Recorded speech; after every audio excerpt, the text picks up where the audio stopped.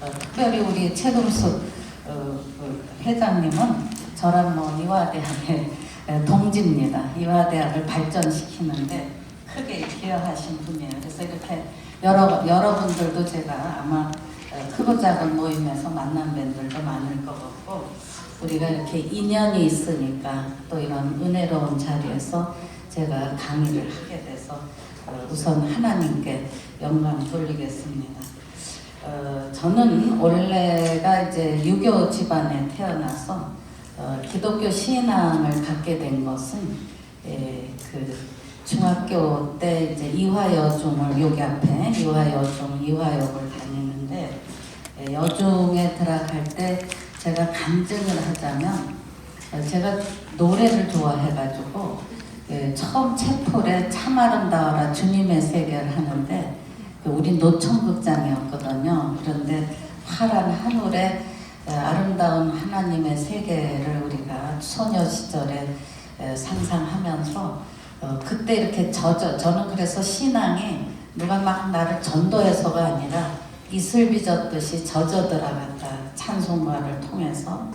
근데 또 우리 교장 선생님이 신봉조 교장 선생님이라고 아주 교육자로서는 제일 꼽히는 분입니다. 존경받는. 교장 선생님이 이제 훈화를 하시는데 무슨 딱딱한 게 아니라 제일 먼저 하시는 말씀이, 이 돌바닥이 차가운데 방석을 안 갖고 온 학생들이 있으면 다시 들어가라.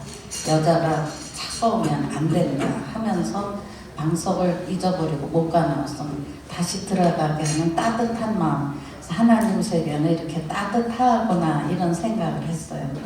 근데 이제 교실에서 처음으로 성경 공부를 하는데, 지금 물론 돌아가셨지만 오주경 선생님이라고 성경 선생님이신데, 어렵게 성경을 접근하는 게 아니라 우선 구약 순서, 그것도 노래로 이렇게 해주시니까 우리 애들이 똑똑하니까 한두 번 하고는 금방 해서 창세기, 출애굽기, 레위기, 민수기, 신명기, 여호수아 하니까 그냥 이렇게 성경 공부, 성경 시간도 기다려지는 그런 시간으로 바로 옆에 정동교회가 있어서 소녀 시절에 달려가서 이제 주님의 세계의 신앙을 갖게 된 것이, 제가 계속 이화여대에서 몇십 년, 65년에 들어가서 총장도 하고 지금도 이렇게 계속 이화대학이 제 인생에 거의 닿을 정도로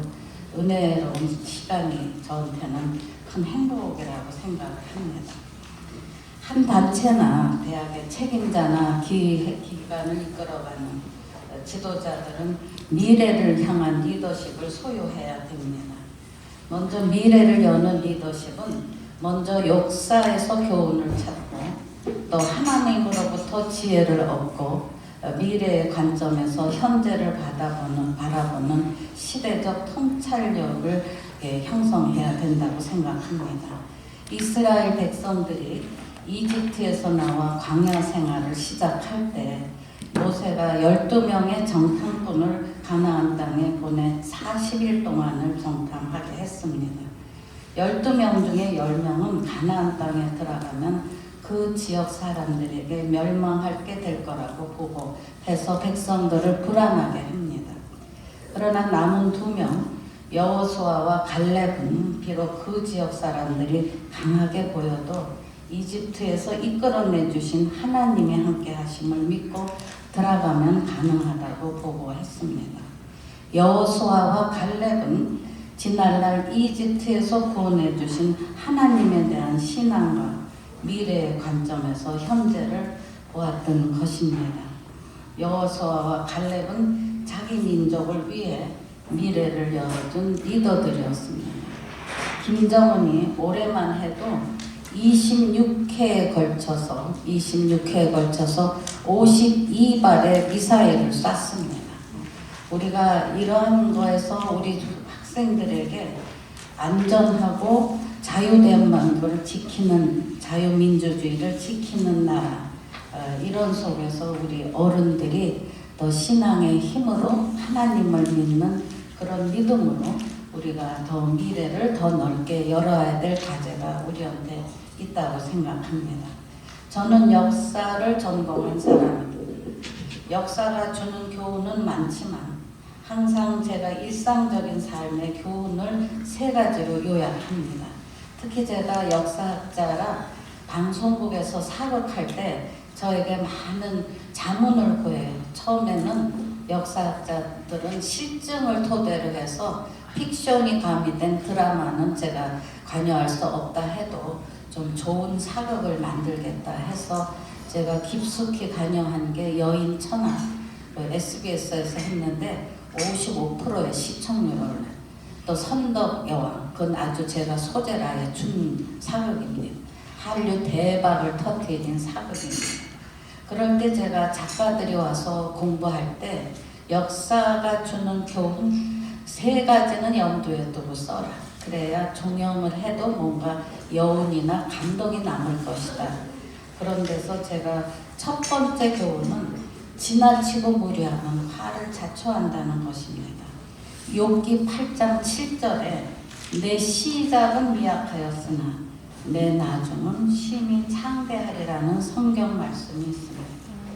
역사에서 보면 처음에는 아주 거창하게 시작을 해도 종말은 초라해지는 경우를 봤고, 반대로 아주 시작은 작고 미약해도 끝은 영광을 이루는 그런 역사를 우리는 수없이 봤습니다. 궁예가 아무리 서슬이 펄했고 연산군이 13년을 그야말로 행포를 부리고 많은 사람을 죽여도 권력은 절대로 무한한 게 아닙니다. 권력은 유한한 것입니다. 그런 데서 우리가 하나님 앞에 겸손해야 된다는 그런 역사의 각오가 있습니다.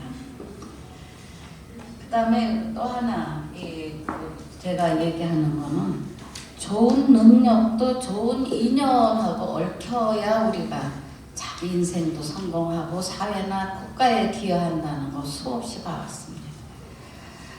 우리가 이 인연이라는 거, 그런 속에서 우리는 하나님이 맺어주신 인연입니다. 이런 속에서 제가 역사에서 세종대왕을 제일 높게 평가하는데, 그분은 많은 인연의 틀로 품어 안아주시고 많은 인재를 키우셨습니다. 그러니까 당연히 국가 동력이 더 강해지고 먼 미래를 여다보는 많은 대업을 성취하실 수 있었습니다. 바로 세종대왕이 한글을 창제하고 천년의 길을 열어놓은 것, 얼마나 인연을 소중하고 그러면서 격려하고 약한 것은 잡아주고 그러면서 애국심으로 만백성을 포용하고 또 많은 임무를 열심히 수행한 이런 것들이 우리가 배워야 될 역사적인 관점입니다. 바로 우리 인생에서 가장 소중한 인연은 하나님과의 만남입니다. 저도 이렇게 총장도 하고 여러 가지 국가위원회 역할을 한 것도 소녀 시절에 이화대학, 이게 올리죠 좀? 괜찮아요. 네. 한 것도 중학교 때 하나님을 만난 인연이 용기와 희망을 주고 미래의 길을 밝게 역해주는 저한테 사역을 주신 겁니다. 그래서 그야말로 스크랜턴 선생님이 지금 우리가 아프리카 하면 이역만리인데 그때보다도 더 험난한 이역만리에 한국 땅에 와서 여성교육을 위한 그런 학교를 설립한 그런 사역들이 우리 여성들이 이제 당당하게 이제 3F 시대를 열건 인재로서 성장할 수 있었습니다. 제가 오늘날까지 또 하나 역사에서 배우는 교훈은 내일 지구가 멸망해도 오늘 사과나무를 심는 심정으로 절대로 포기하지 않고 새로운 도전, 희망의 길, 하나님이 함께 하시니까 우린 절대로 좌절하지 말고 포기하지 말고 내일의 길을 열어가는 그런 미래의 리더로서의 역할, 하나님이 계시기 때문에 가능합니다.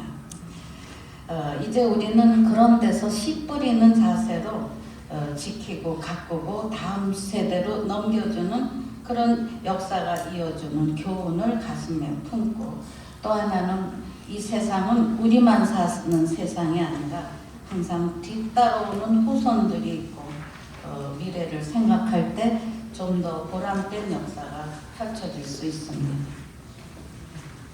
아이고, 감사합니다. 겨자씨 하나가 원대한 꿈을 이루어 가듯이 우린 작은 것에서 감사하고 내가 뿌린 씨를 다 내가 거두리라는 오만을 갖지 말고 당시에 그 주어진 역할을 다하는데 성심을 기울여야 할 것입니다.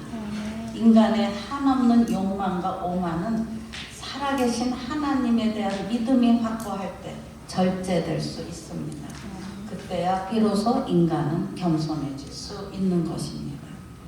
제가 우선 역사 속의 세종의 리더십이, 그 시대에는 기독교가 안 돌아서 세종임금이 그런 종교는 안 가지고 유교적인 도덕관에서 조선왕조의 4대 임금이 되셨는데, 우리 역사학자나 제가 여기 지금 광화문에 세종대왕 동상 계시잖아요. 그 제가 오세훈 시장 먼저 하실 때 제가 세종로에 세종대왕 동상이 있어야, 거기에 계셔야 우리가 세계적인 리더에서 세종을 세계로 알릴 수 있는 그 리더십의 위대함을 전할 수 있다 해서 그래서 동상위원회가 구성해서 2009년에 10월 9일에 동상이 세워졌습니다. 잘 보시면 세계적인 동상이 많은데 책을 들고 있는 동상은 세종대왕 한 분이십니다. 훈민정음 패래건을 들고 계세요. 그래서 거기가 지금 포토존이에요. 제가 지난 주말에도 가봤더니 포토존이 돼 있더라고요. 줄을 서서 사진을 찍어요. 그래서 제가 바로 그 앞에 청사에 지금 3층에 국가교육위원회 근무하는데, 아, 세종대왕이 나를 불러주신구나 이런 마음을 갖습니다. 그래서 교육도 잘하고 미래에 더 희망을 주는 더 큰 대한민국을 만들고 우리 새 세대들에게 희망을 주라는 그런 임무를 저한테 주신 것이 아닌가. 또 신앙적으로는 하나님이 여기다가 앉혀주신 거다, 이런 마음에 감사가 있습니다. 왜 세종을 우리가 추앙하고 세계적 리더가 되느냐. 가장 큰 덕목은 이분에게는 따뜻한 가슴이 있다는 것입니다. 뭐 재능도 많고 능력도 많아서 정치, 경제, 문화, 국방, 교육, 음악, 기술 안 다룬 게 없지만 가장 저는 최고의 리더라는 게 인간을 진정으로 사랑할 줄 알고 또 불쌍해할 줄 아는 연민이 함께 있으시다는 겁니다. 그래서 많은 일을 한 것은 이런 따뜻한 마음, 냉정한 사람은 자기 아낄까 아낄 모르는데 이분은 챙겨줘야 될 사람이 너무 많이 보이는 거예요. 그래서 제가 이분이 1418년에 조선왕조 4대 임금으로 22살에 즉위하셨는데 1450년에 세상 떠나세요. 그래서 32년을 제위하시는데 그 실록을 10년 동안 읽었습니다. 한 5명의 학자. 감동의 감동이. 그 중에 하나가 1426년이 이분이 30살 된 남자인데 뭐라고 말씀하시냐면, 노비도 사람이다. 하늘이 낸 사람인데 애 낳자마자 그 다음날에 일시키는 것, 이건 너무나 가혹한 일이다 하면서 애를 낳은 여종, 물론 관비죠. 여종에게 100일의 휴가를 줘라. 100일의 휴가를 줘야 애도 목도 가누고 산모도 조리가 된다. 신하들이 반대합니다. 애만 낳으면 1년 12달 놀라는 거냐. 그래도 설득하면서 실행하십니다. 1430년, 그 이후 4년 후에는 또 뭐라고 하시냐면, 내가 능행, 이 조상능을 참배하기 위해서 바깥을 나갔더니 밭에서 일하는 만삭이 된 여종을 봤다. 만일에 갑자기 산기가 임박해서 밭에서 애를 낳으면 태어난 산모의 생명이 위태롭지 않겠나 하시면서, 그러니 자기 날따라 날 테니 한 달에 산전 휴가를 줘라 해서 산전 산후 130일의 휴가가 내려져요. 근데 그것도 또 모자라서 4년 후인 1434년에 또 뭐라고 말씀하시냐면, 애를 낳은 여종이 이제 애도 애도 보육하랴, 자기 산후조리도 하랴. 이거 남편이 구경만 하냐. 애를 낳은 여종의 남편에게도 아내를 돕도록 하는데 30일에 한 달의 휴가를 줘라. 그래서 부부 합산 160일의 산전 산후 휴가가 내려집니다. 동서고금 어디에도 볼 수 없는 시대를 뛰어넘는 따뜻한 복지인데 이분이 뭐 노비들에게 표가 필요해서 그런 마음을 가지셨겠어요. 오로지 불쌍한 또 챙겨줘야 되는 리더십이라는 건 살리는 리더십을 발휘하셔서 임금이 이렇게 직접 챙겨주시니까 노비인들 신바람이 나지 않겠어요? 그래서 이런 것이 우리 조상들이 남긴 역지사지입니다. 역지사지. 그 상대방의 입장에서 그 처지를 이해하고 사랑하고 헤아려 주는 거죠. 그런 데서 이 세종대왕은 강요보다는 설득으로 그러면서 감동을 해서 저는 이분의 마음 경영, 마음을 헤아릴 줄 아는 마음 경영이 오늘날에도 우리 리더들이 갖춰야 될 자세라고 생각을 합니다. 이 한글 창제도 이분의 일성이 막 반대가 있을 때 이분의 일성이 한글을 왜 창제하냐 한문이 있는데 그런데 이분이 옥에 갇힌 죄수가 글을 몰라서 자기 판결문이 자기한테 유리한지 불리한지 모르고 넘겨지는 그 억울함 이런 것들을 나는 없애기 위해서 문자의 힘을 그들에게 지어준 거다. 혜택을 주려고 방을 붙여도 글을 모르니까 그냥 지나치는 이 농민들에게 그들에게 그 마음을 열고 그들을 어루만지기 위해서 나는 한글을 창제하는 것이다. 그런 데서 한글은 만 개의 발음을 표기할 수 있어요. 살랑살랑 졸졸졸 이런 거 한문으로 안 됩니다. 이런 만 개의 발음을 음성학을 다 연구해서 하시면서 마음의 호소, 마음의 노래. 그래서 제가 한국학중앙연구원장 때 장서가 한국학중앙연구원에 이제 왕실 도서가 17만 권이 있어요. 그래서 장서각에 한글 문서도 엄청 많아요. 조선시대에 한글 창제를 1443년에 하시고 실험을 통하고 해서 1446년에 반포하셨잖아요. 그 반포 570돌에 제가 한글 자료를 다 내가지고 전시를 했는데 감동의 물결이었어요. 한글은 임금도 쓰시고 양반 사대도 쓰시고 제일 많이 나오는 게 여성들의 글이에요. 궁녀들의 글도 있지만 이 아녀자들, 할머니, 어머니, 딸 다 이 마음의 표현을 한글이 있기 때문에 이것이 우리의 소통의 창구가 되고 위로의 창구가 됐거든요. 그런 데서 우리가 바로 얼마 전에 한글날이 지나갔는데 최연배 선생이 한글날 노래를 3절을 하셨어요. 근데 한글의 의미가 거기 3절에 다 박혀 있습니다. 1절은 한글은 문화의 터전 이렇게 끝나고요. 2절은 한글은 민주의 근본. 그러니까 한글로 우리 문화가 일어났고 민족 문화, 그러니까 중국 문화가 아닌 또 한글이 임금서부터 노비까지 썼으니까 이거야말로 기회를 근동한 민주의 근본이에요. 그 다음에 3절에는 한글은 생활의 무기다. 그래서 한글로 표현을 하니까 이 생활에 대한 여러 가지 자기 의미 그리고 자기 표현, 자기 재능 이런 걸 다 담을 수 있었지 않겠어요?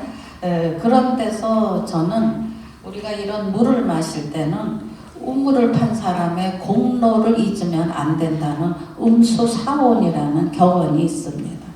저는 정말 우리가 이렇게 IT 시대도 열고 다 한글로 가르치고 베껴 쓰고 하는데 세종대왕의 우리의 문화민족으로 융성하게 하신 천년 만년의 길을 놓은 세종대왕의 고마움을 잊으면 안 된다 하는 말씀을 드리고 싶습니다. 그래서 저는 뭐든지 갈등과 분열, 세종대왕이 답이다. 엄청 많은 그런 일들을 화합으로 이루어내 주신 거거든요. 그런 데서 제가 이런 거에서 우리의 역사 속에서 위대한 리더, 세종대왕 이런 것들을 우리가 좀 더 가까이 다가가면 과거가 아닌 오늘을 진단하고 미래를 가는 나침판이 되지 않는가 이런 생각을 합니다. 그런데 또 하나 역사는 분명히 인간이 만들어가는 것 같지만 역사 발전의 더 높은 곳에서는 하나님께서 주관하신다는 하나님의 섭리의 깨달음입니다. 특별히 요즘에는 더 큰 일을 맡고 특히 제가 초기의 역사학자로 개화기를 전공하면서 이 선교의 역사를 가까이 다가가고 하는 기록물들을 볼 수 있었습니다. 그런 데서 더 큰 일도 맡게 되면서 인간의 한계를 절감함과 동시에 성심껏 노력은 해도 하나님께서 인도하시는 길에 순응하고 그 길을 묻기 위해 열심히 기도하는 생활, 하나님 보시기에 아름다운 일을 가꾸어 가기에 지혜와 정성을 모으고 있습니다. 우리가 천주교의 역사도 있고 또 이제 개신교의 역사도 있습니다. 저는 개화사를 전공하고 개신교의 역사를 정리하면서 놀라우신 하나님의 은총과 기적의 역사를 깨달았습니다. 언더우드, 스크랜턴 선교사 선생님, 마페 선생님들의 한국인을 향한 무한한